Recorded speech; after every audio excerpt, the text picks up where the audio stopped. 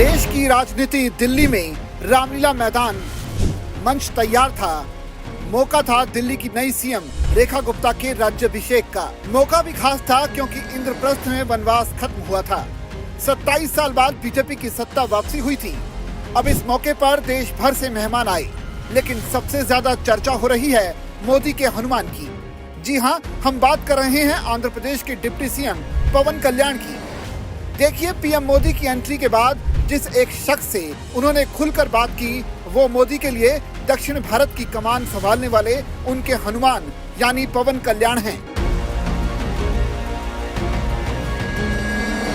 जब देश की राजधानी में देश के कद्दावर नेताओं का मेला सजा हो, देश दुनिया की निगाहें मोदी पर टिकी हों, ऐसे में मोदी का पवन कल्याण से न सिर्फ मिलने बल्कि उनके मिलने के हाव भाव पर भी सबकी नजर थी।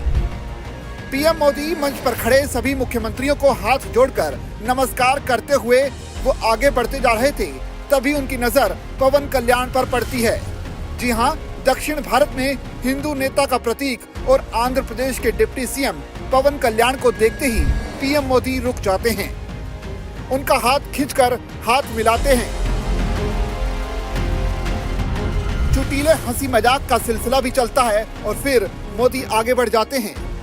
मंच पर दिल्ली की नई सीएम रेखा गुप्ता के अलावा उनकी मंत्रालय के 6 नेता खड़े थे। साथ ही रामलीला मैदान में ऐतिहासिक पल का साक्षी होने भाजपा शासित राज्यों के मुख्यमंत्री पहुंचे थे, मगर पवन कल्याण पहले से ही इस भीड़ में अलग दिख रहे थे। शरीर पर भगवा वस्त्र धारण किए, माथे पर टीके के साथ साथ चेहरे पर तेज के साथ अलग ही दिख रहे थे। बीते दिनों प्रयागराज में महाकुंभ में उनके स्नान और पूजा का वीडियो भी खूब वायरल हुआ था। आपको याद दिला दें कि जब आंध्र प्रदेश के सीएम का शपथ समारोह चल रहा था, तब पीएम मोदी पहुंचे थे। उन्होंने इस अवसर पर कहा था कि यहाँ जो दिख रहा है ना पवन, वो पवन नहीं आंधी है।